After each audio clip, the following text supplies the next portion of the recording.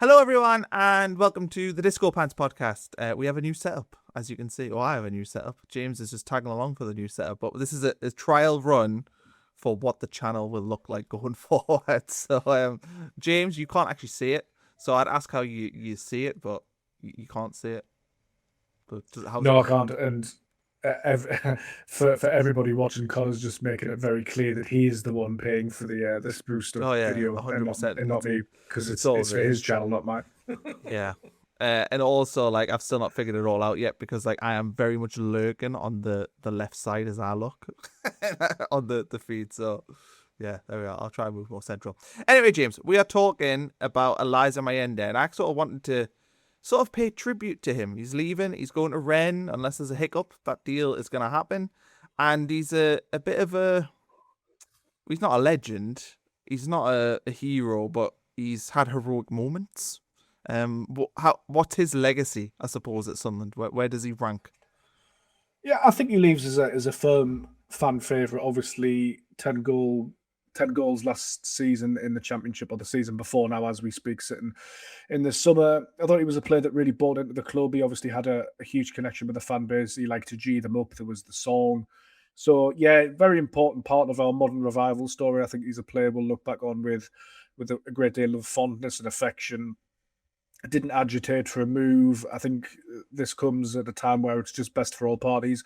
All parties have won. It all makes sense. Handled very amicably. I think Eliezer Mayenda a consummate professional, and even though he was probably unhappy at not playing last season in the Premier League, I thought he handled himself really, really well. Didn't sulk or anything like that. So, yeah, it's a strange one in terms of his legacy. I mean, all of that team that got us promoted from the Championship and the previous team that got us promoted from League One, they all have my thanks and respect. Where you placed them in the pantheon of Sunderland legends, I'm not sure. That's probably a separate discussion. But for me, like a legend is a Rage Carter or a Bobby Kerr. I think you can have like modern day legends because it's all relative in context. So I think like sort of Luke O'Nine's bordering on, if not already, is a Sunderland legend for what he's done. But you get your little tabs on Football Manager, don't you, where it's like icon, fan favorite, or whatever it is. I think Eliezer Mayenda is a firm fan favorite, and I think everybody will wish him well, and they'll be looking out for Rennes results, won't they?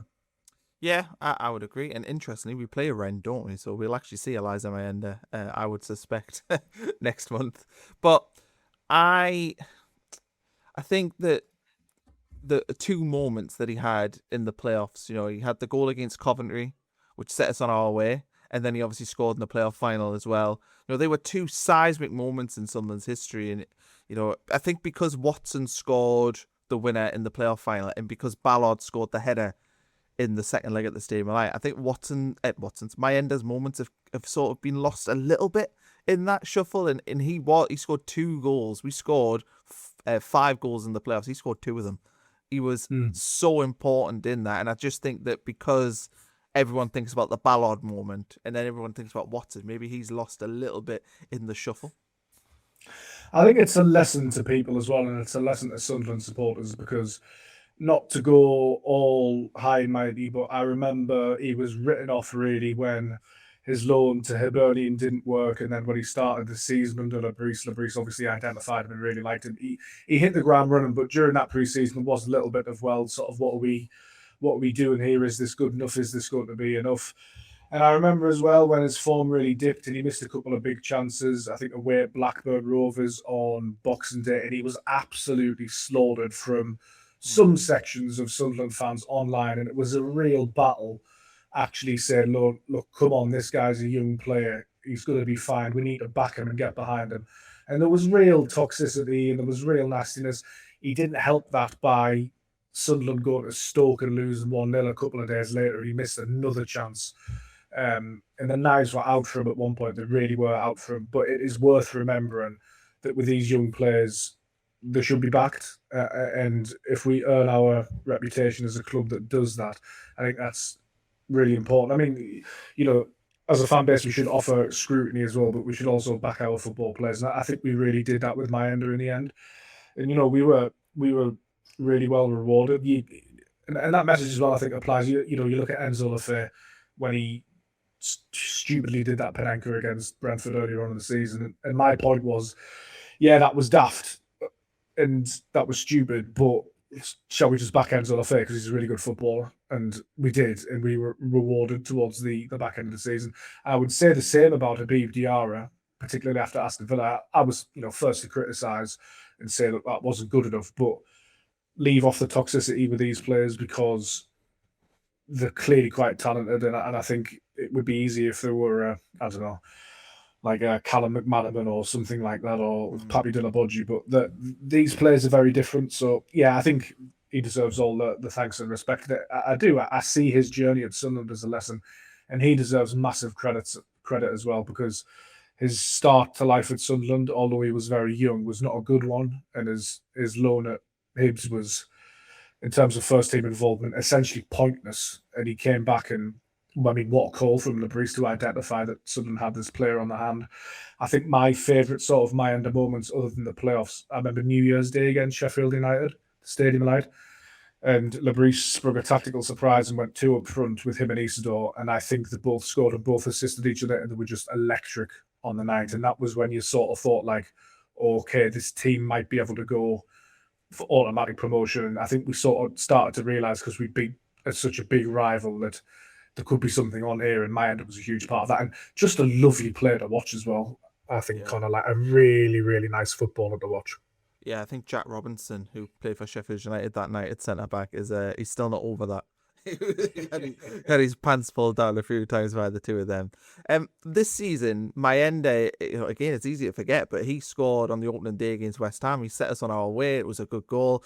And then the next week at Burnley, he missed that chance. And it felt like there was times last season where Lebris was quite ruthless in his dealing with that sort of thing. We saw when Isidore missed against Liverpool, which I thought was unlucky, but it is what it is.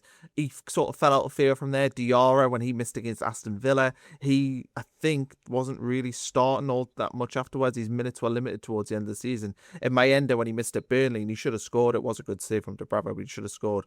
But that seemed to be almost the sort of downfall for Mayenda, and he really struggled to establish himself. He did get that goal against Bournemouth, and he was number 2 in the pecking order for a little while, but it just always felt like he was so far behind him and Isidore, to be fair, but both of them were so far behind Robbie.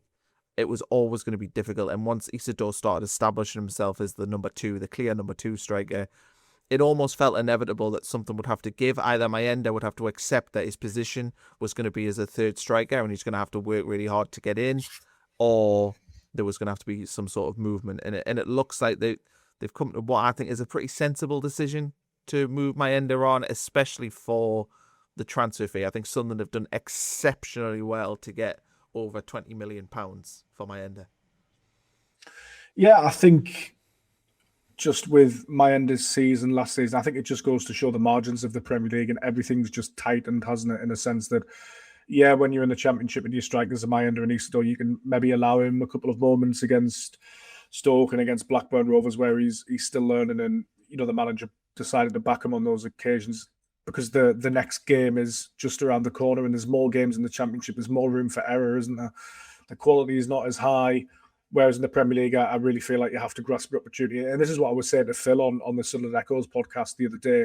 So, I think he made 23 appearances in all competitions, but other than in the games he scored and maybe the Everton FA Cup away, did he ever really grasp his opportunity with both hands?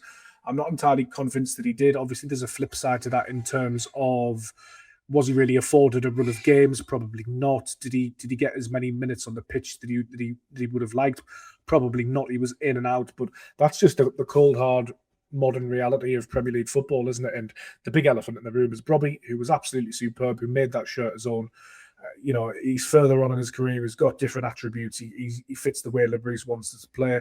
So I think Mayenda was sort of an unfortunate casualty of that in the end, but he still has some great attributes. So I think to get him for €1 million and then sell him for €25 million, I think is really, really good business. I think the optics for that in terms of SCR are really, really positive.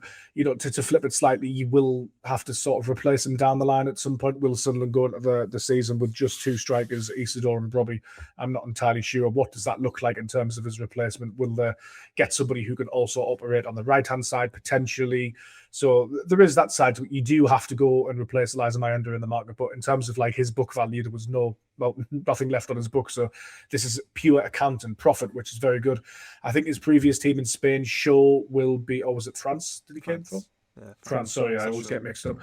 Yes, they'll be due a sell-on from this deal, which would probably be around like 4 or 5 million euros. So it's not all like pure profit, but I think in terms of the fee Sunderland managed to secure it, it's very good. I think it'll help maybe move the club on a little bit and widen their options. And yeah, all eyes to the transfer market now. But it's just one of those deals where there's a little bit of regret because obviously we love him and he's contributed so much for us. But it's one of those where it's just right for everybody. Like I firmly believe he deserves to go and play somewhere. And this really affords him the opportunity to do so. Was that going to happen at Sunderland? Probably not. It's not really even necessarily his fault. He's not really done too much wrong. It just so happens that there's a big Dutchman who's a lot better than him. Yeah. I mean, in terms of the money... something dropped there. Sorry, that... the microphone just clattered. Fair enough. But yeah, in terms of the financial side of it, the SCR works is that you divide a transfer fee by 3 years, but you can pay for a transfer fee over 5 years. So essentially, if we were to make about, 15 million per season, it actually means that we can spend 25 million. That's what this money would give you, because you get the 15 million quid over the next 3 years. But if you put a player over a 5-year contract, that would obviously be 25. So it does give them a lot of headroom to potentially spend 20 to 25 million on a replacement, or to go younger on a replacement. I mean, it's difficult to sign a striker who's going to be a third choice. That is an issue for Sunderland, because nobody wants to be a third choice striker. So you're either looking at a veteran. I'm not saying we should sign this player, by the way, but Callum Wilson's been linked with Brentford, a veteran striker. I can't believe you're saying that we should sign Callum Wilson. I'm going to put that all over the internet. I'm going to put it on Twitter, and you're going to be fed to the wolves. No, but Callum Wilson's about to go to Brentford because he'll be their second or third string striker. So there are players like that who are veteran, the older, who you can maybe bring in, but it's going to be difficult to sign a player in their prime to be a third choice striker, because it's not a desirable position. No, and I think the other story in this as well is, how does this affect Wilson Isidore? We spoke the other day and we think he probably has to stay now, but what if his agent has other ideas? I'm not sure if he does or not. That's not insider information, but there were murmurings when he wasn't playing that he might want to go. So is that still a thing? We don't know. Yet to hear from Wilson Isidore or see any reports this season. But you would suspect with Mayenda out the door, Sunderland would be keen to keep him, because he's proven that he can contribute, especially towards the back end of the season. He's proven that he can score in the Premier League as well.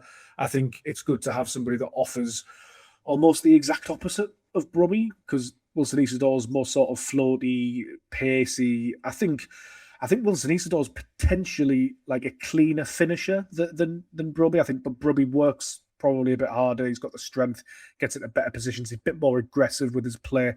So to have sort of two sides of the coin, I think is really quite positive. But I do strongly suspect that Mayenda going means that, at least for now, Wilson Isidore, his future remains at Sunderland, because you're leaving yourself a lot to do in the market if you get rid of Mayenda. Wilson Isidore follows suit, and then say Granit Xhaka goes to Chelsea. All of a sudden, the 4 or 5 players that you want turns into 8, and you need 2 of them to be strikers, which we know is one of the hardest positions in the game to recruit in. So, yeah, I think this has implications, this transfer, and I would expect to see Wilson stay now. And I'm fine with that, because I think he's a really, really handy operator. Yeah, I like Isidore, and I think that Isidore, he'll have a decent season next year. He should get a lot more game time. We can't flog Brian Brobby 60 times next season. You got told off on YouTube comments for calling him lazy the other day, I noticed. I'm not entirely sure you called him. That. I said no, I didn't think you did. I said there was times where he's looked disinterested. I was basically saying that he has like 10 games where he's brilliant and 10 games where he's not so brilliant. He did, but to be fair, yeah, there was a period last season where there's mitigation. His body language wasn't great. When he came onto the pitch, he was actually, he was okay, but he didn't look his usual bubbly self, because he's such a bubbly character. And when he's all in, he's all in. It's very noticeable when he's not at that same level. Not to say that he was sulking around the place or anything, because I don't think he was, but because he wasn't like that happy, fun Wilson Isidore that we all know. it then becomes noticeable, doesn't it? It's like if you turned up with a full head of hair tomorrow, it would be noticeable because, it's just one of those things, isn't it? What you're trying to say? No, nothing. You've got a What are you fine trying head. to say? Yeah, Or if I turned up bald tomorrow, you would notice, wouldn't you? probably. Yeah. Yeah.